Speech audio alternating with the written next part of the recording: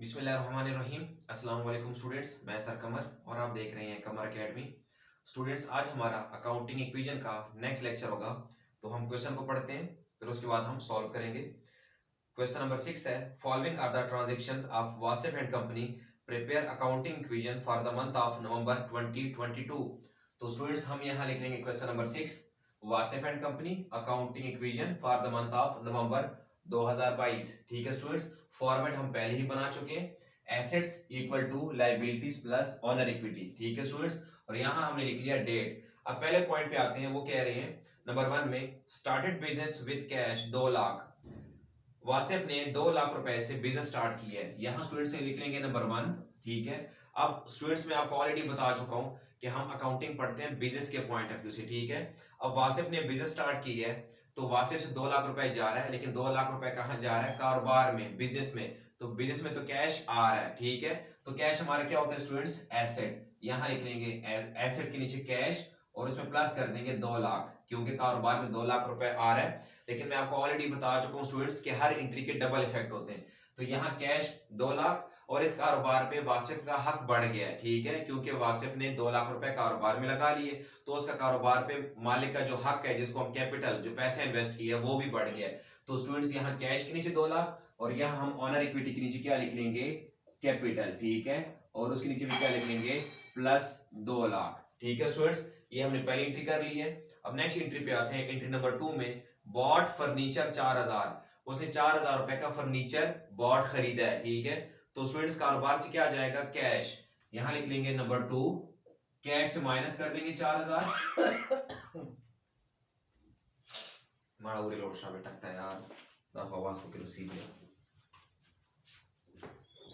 पूरे खर्चा वो गिलास चार गिलास को दो यार हसन उधर ले जा, लैपटॉप हो गया।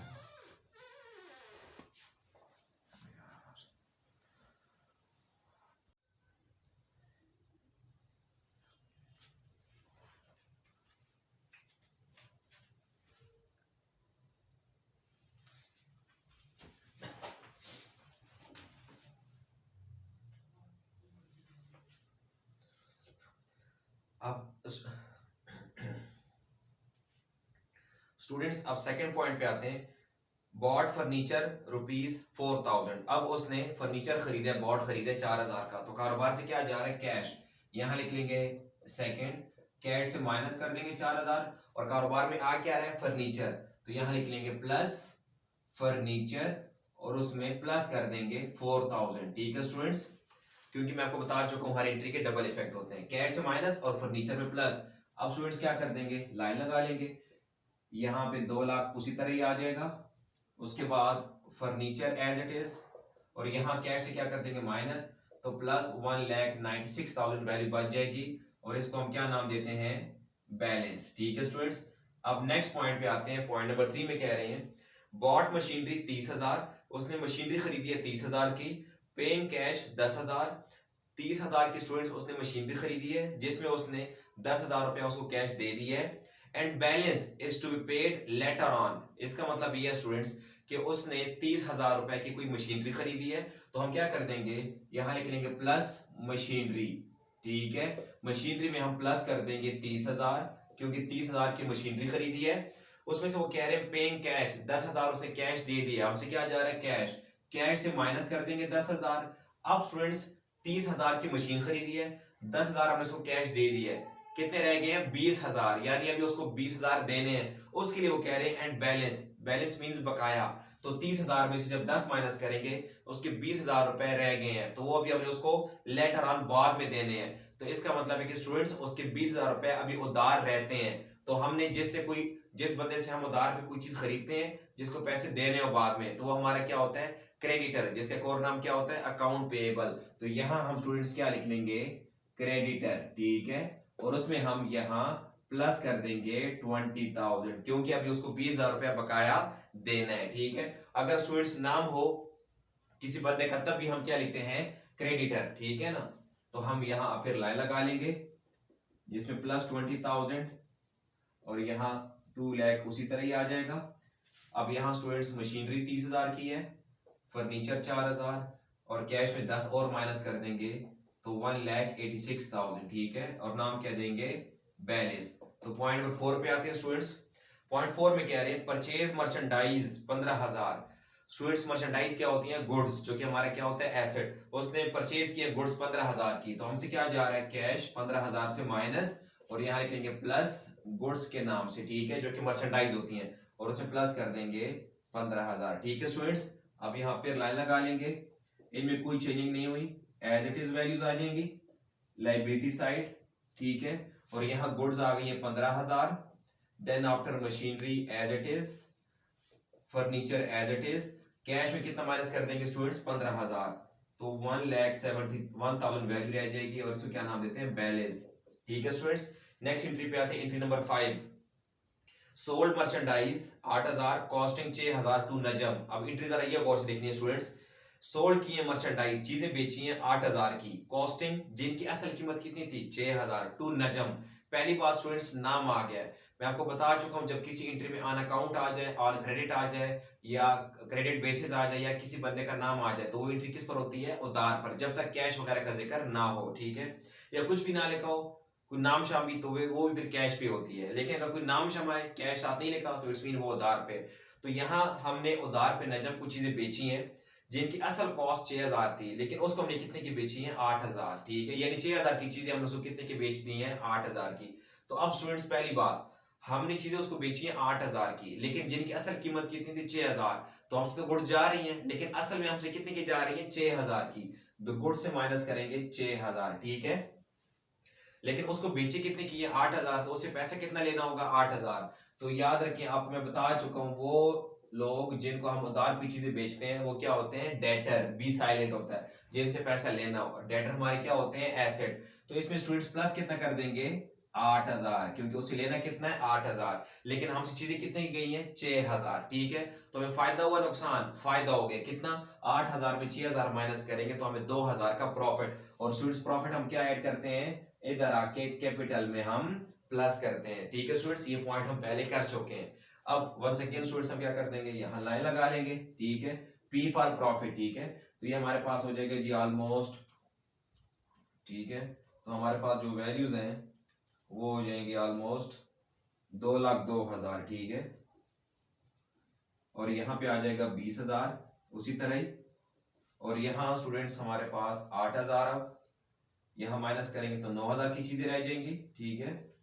और यहाँ मशीनरी में कोई चेंजिंग नहीं, फर्नीचर में भी सेम, और कैश में भी कोई चेंजिंग नहीं हुई, ठीक है स्टूडेंट्स। और यहाँ क्या नाम दे देंगे, बैलेंस, ठीक है। अब स्टूडेंट्स हम आते हैं पॉइंट नंबर 6 पे, जो कि कह रहे हैं वो कि पेड इलेक्ट्रिसिटी बिल 4,000, उसने बिजली का बिल वगैरह पे किया। तो स्टूडेंट्स हमसे क्या जा रहा है, कैश जा रहा है, कैश से माइनस कर देंगे 4,000, और कहां से माइनस करेंगे, यस, इधर आके कैपिटल से माइनस करेंगे, ब्रैकेट में क्या लिख लेंगे, इलेक्ट्रिसिटी बिल, ठीक है स्टूडेंट्स। मैं आपको पहले लेक्चर में बता चुका हूं कि अगर एक्सपेंस होते हैं हमारे पास, ओवरऑल अकाउंटिंग में 5 चीजें, एसेट्स, लायबिलिटीज, ऑनर इक्विटी, और 2 और, एक्सपेंस और इनकम। तो इसमें एक्सपेंस और इनकम कहीं नहीं है, तो मैं आपको बता चुका हूं, अगर कोई एक्सपेंस का पॉइंट हो तो वो कैपिटल से माइनस, और अगर कोई इनकम का पॉइंट हो तो वो कैपिटल में प्लस। तो स्टूडेंट्स हमने बिजली का बिल वगैरह पे किया, तो ये हमारे लिए क्या है, एक्सपेंस है, ठीक है। अब इसमें क्या करेंगे, 4,000 माइनस कर देंगे, 1,67,000, फर्नीचर की as it is, machinery as it is, goods में कोई तब्दीली नहीं, और डेटर्स में भी, और यहाँ स्टूडेंट सेम। और यहाँ से आप क्या कर देंगे, 4,000 माइनस कर देंगे तो 1,98,000 की वैल्यू रह जाएगी, ठीक है स्टूडेंट्स। एंट्री नंबर 7 पे आते हैं, goods 2,000 used personally by Wasif. Wasif ने क्या की है, हमारे पास गुड्स रहेगी 9,000। अब यहाँ वो कह रहे हैं कि उसने 2,000 की गुड्स यूज कर ली है पर्सनल यूज के लिए, जो कि हमारी क्या होती है स्टूडेंट्स, ड्राइंग्स। जब हम कारोबार से गुड्स या कैश वगैरह पर्सनल यूज के लिए निकालते हैं तो उसको हम क्या नाम देते हैं, ड्राइंग्स। तो हम क्या करेंगे स्टूडेंट्स, यहाँ गुड्स से 2,000 माइनस, और कहां से माइनस करेंगे, इधर आके कैपिटल से 2,000 माइनस, और ब्रैकेट में क्या लिख लेंगे, ड्राइंग्स, ठीक है स्टूडेंट्स। अब वंस अगेन हम इधर लाइन लगा लेंगे, और इधर एंट्री नंबर 7 थी। अब इधर स्टूडेंट्स क्या लिख लेंगे, बैलेंस, कैश में कोई चेंजिंग नहीं, ठीक है, furniture as it is, machinery भी as it is, then after goods से माइनस करेंगे तो रह जाएगा 7,000, और उसके बाद debtors as it is, creditors as it is, इधर आके सिर्फ कैपिटल से माइनस कर देंगे 2000। ठीक है स्टूडेंट्स, उम्मीद करता हूं आपको इस एंट्री की समझ लग गई होगी। अब नेक्स्ट एंट्री पे आते हैं स्टूडेंट्स, एंट्री नंबर 8 पे, paid to creditors 8000। Students creditors वो लोग जिनको हमने पैसा देना हो, जिनसे हमने उधार पे चीजें खरीदी होती हैं, उनको पैसे देने कितने हैं 20000। ठीक है, तो अब यहाँ वो कह रहे हैं उसको हमने पे कर दिया, कितना उसको दे दिया 8000, तो हमसे क्या जा रहा है कैश। यहाँ स्टूडेंट्स एंट्री नंबर 8 में लिख लेंगे, कैश से माइनस कर देंगे 8000। ठीक है, और कहां से माइनस करेंगे, इधर आके क्रेडिटर से माइनस कर देंगे। ठीक है, क्योंकि हमने उसको 8000 दे दी है, तो कैश जा रहा है और हमारी जिम्मेदारी थी 20000 की। अब हमने उसको 8000 दे दिया, तो हमारी जिम्मेदारी थोड़ी सी क्या हो गई, कम हो गई है, तो इसमें से भी माइनस करेंगे। ठीक है स्टूडेंट्स, अब यहाँ वंस अगेन इधर लिख लेंगे बैलेंस, इसे माइनस करेंगे, आ जाएगा 1,59,000। ठीक है स्टूडेंट्स, फिर यहाँ एज इट इज 4000, फिर यहाँ 30,000, देन आफ्टर यहाँ 7,000, यहाँ डेटर्स 8,000। यहाँ से स्टूडेंट्स जब 8000 माइनस करेंगे कितना रह जाएगा 12000, और यहाँ से 1,96,000 एज इट इज। ठीक है स्टूडेंट्स, तो यहाँ तक हमारी 8 एंट्रियां हो गई हैं। स्टूडेंट्स अब हम एंट्री नंबर 9 पे आते हैं, रिसीव्ड फ्रॉम नजम 8000।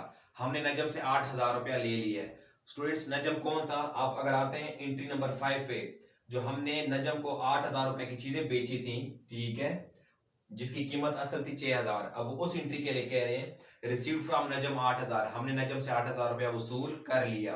हमारे पास क्या आ रहा है कैश, इसमें प्लस कर देंगे 8000, और यहाँ इसमें से क्या कर देंगे 8000 को माइनस कर देंगे, क्यों, हमने उससे पैसा ले लिया। अब जो डेटर्स होते हैं जिनसे पैसा लेना हो, उनसे पैसा ले लिया, तो डेटर्स हमारे क्या हो जाएंगे खत्म। ठीक है स्टूडेंट्स, अब इसको भी प्लस माइनस कर लेते हैं, बस आखिरी एंट्री है तो हमने जरा एडजस्ट करना है इसको। इधर स्टूडेंट्स 12000 एज इट इज, इधर 1,96,000, यहाँ स्टूडेंट्स कितना रह जाएगा जीरो, नील, क्योंकि सारे पैसे हमने उनसे ले लिए हैं। यहाँ 7,000, ठीक है, उसके बाद 30,000 उसी तरह, देन आफ्टर 4,000, और यहाँ स्टूडेंट्स 8000 प्लस कर देंगे तो 1,67,000, और यहाँ क्या लिख लेंगे balance. Okay students, last entry पे आते हैं, रिसीव्ड बैंक इंटरेस्ट 2000। ये जरा स्टूडेंट्स आपने गौर से देखनी है, रिसीव्ड बैंक इंटरेस्ट 2000, इसका मतलब ये कि बैंक ने हमें सूद दी है 2000 रुपए का इंटरेस्ट। ठीक है स्टूडेंट्स, अब याद रखिएगा, अब फॉर एग्जांपल मेरा किसी एचबीएल या किसी अलाइड बैंक वगैरह मेरा अकाउंट है, अब वो मुझे 2000 रुपए का इंटरेस्ट सूद दे रहे हैं, तो क्या वो मुझे बुलाएंगे कि आ जाए अपना सूद 2000 रुपए ले जाए, नहीं, बल्कि आपने जब बैंक में अकाउंट खोला होता है तो वो आपके 2000 रुपए जो होते हैं वो आपके अकाउंट में क्या कर लेते हैं, जमा कर लेते हैं, और आपको मैसेज आ जाता है। ठीक है, अब मैसेज आए ना आए, लेकिन आपके वो अकाउंट में जमा कर लेते हैं। ठीक है, बजाय इसे कि वो आपको बुलाएंगे। तो स्टूडेंट्स हमारे पास कैश नहीं आएगा, बल्कि कैश आएगा, लेकिन कहां पे, हमारे बैंक अकाउंट में। तो बैंक हमारा क्या होता है, एसेट। यहाँ स्टूडेंट्स अलग से लिख लेंगे बैंक का नाम, ठीक है, क्योंकि और कहीं नहीं है, तो बैंक में आ रहे हैं, कितने आ रहे हैं 2000। ठीक है, तो यहाँ स्टूडेंट्स लिख लेंगे 2000 आ गया, जो कि हमारा बैंक एसेट है। अब स्टूडेंट्स बैंक में 2000 आई है, लेकिन किस वजह से, बैंक इंटरेस्ट, बैंक ने हमें सूद दी है इंटरेस्ट, तो स्टूडेंट्स हमने इंटरेस्ट रिसीव किया। एक होता है इंटरेस्ट अलाउड जो कि हमारा एक्सपेंस होता है, हम देते हैं, एक होता है इंटरेस्ट रिसीव्ड जो कि हम रिसीव करते हैं, वो हमारे लिए इनकम होती है। तो स्टूडेंट्स इंटरेस्ट रिसीव किया तो हमारी क्या है, इनकम, और इनकम हम किस में चार्ज करते हैं, कैपिटल में, और कैपिटल में क्या कर देंगे, प्लस कर देंगे, क्योंकि मैं आपको बता चुका हूं कि इंटरेस्ट अगर इनकम है तो वो हम इसमें प्लस करते हैं। ठीक है स्टूडेंट्स, ये हमारी सारी एंट्रियां थी। अब हम इसको प्लस माइनस करके आंसर देखते हैं कि इक्वल आता है या नहीं आता। ठीक है स्टूडेंट्स, तो ये हमारे पास 1,67,000 उसी तरह ही, ये 4000 सेम, 30,000 उसी तरह, उसके बाद 7,000, और बेशक स्टूडेंट्स ये जो जीरो है इसको लिखने की जरूरत भी नहीं है, क्योंकि वो वैल्यू क्या हो गई, खत्म हो चुकी है। और यहाँ स्टूडेंट्स 12,000, ठीक है, और यहाँ प्लस करेंगे तो ये 1,98,000। ठीक है, अब स्टूडेंट्स क्या करेंगे, इसके बाद वंस अगेन फिर लाइन लगा देंगे। ठीक है, इसलिए ताकि हमने दोनों साइडों को क्या करना होता है, इक्वल। अब स्टूडेंट्स क्या करेंगे, हम दोनों साइडों की वैल्यू अलग अलग प्लस कर देंगे। ये आ रही है 1,98,000 प्लस 12,000, ये बन जाएगी स्टूडेंट्स 2,10,000, और जब इधर वालों को हम प्लस कर लेते हैं तो ये वैल्यू हमारे पास आ रही है, ये भी आ रही है स्टूडेंट्स 2,10,000। ठीक है, तो इट्स मीन दोनों साइडों का जो आंसर है वो भी इक्वल आ गया है। तो स्टूडेंट्स यहाँ तक हमारा ये लेक्चर कंप्लीट हो गया है, उम्मीद करता हूँ आपको इसकी समझ आ गई होगी।